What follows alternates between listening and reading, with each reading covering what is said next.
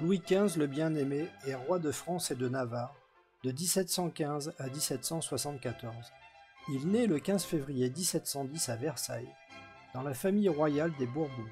Son père est le petit-fils de Louis XIV, le petit dauphin Louis de France, et sa mère, son épouse, Marie-Adélaïde de Savoie.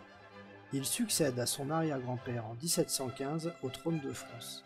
Jusqu'en 1723, Philippe d'Orléans est le régent.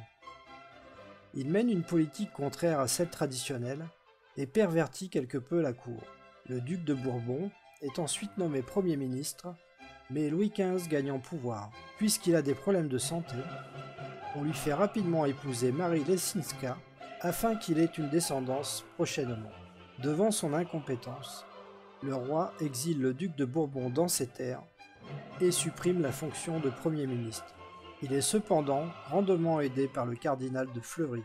Ensemble, ils développent l'économie française et améliorent nos relations avec les puissances européennes. Le XVIIIe siècle voit les conditions de vie des Français s'améliorer, ainsi que les salaires augmenter. Des recherches sont faites pour faire fructifier les rendements de l'agriculture, et les routes sont nettement améliorées.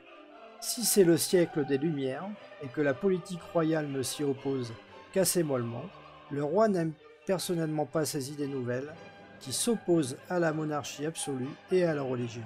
En 1733, le roi soutient son beau-père Stanislas dans la guerre de succession de Pologne. Il en ressort victorieux et gagne le Barrois et la Lorraine en prime. Réputé pieux, bon et intelligent, mais également doté d'une certaine mélancolie et d'humilité, il est très apprécié des Français et joue le rôle d'arbitre à l'international. De 1740 à 1748, il participe à la guerre de succession d'Autriche et il subit plusieurs défaites en début de guerre. Il enchaîne les victoires à la fin. Il mène personnellement les armées lors de la grande victoire de Fontenoy le 11 mai 1745. Au final, le roi restitue ses conquêtes et récupère ses pertes. Il préfère protéger ses frontières et maintenir un certain équilibre plutôt que de s'étendre. De 1756 à 1763 a lieu la guerre de 100 ans. Cette guerre est souvent le seul souvenir qu'ont les Français du règne de Louis XV, ce qui ternit grandement son image. La Nouvelle-France est perdue ainsi que des comptoirs commerciaux en Inde. L'image du roi se dégrade grandement. Le résultat de la guerre déplaît. Il s'affiche avec ses maîtresses et est même victime d'une tentative d'assassinat qui l'affecte beaucoup. Il peine également à s'imposer face à ses ministres, ce qui peut donner une politique économique assez mauvaise en fin de règne.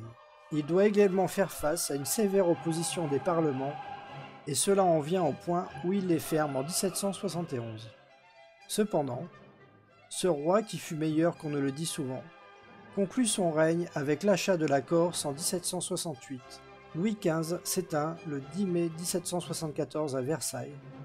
Son petit-fils Louis-Auguste lui succède sous le nom de Louis XVI le Bienfaisant.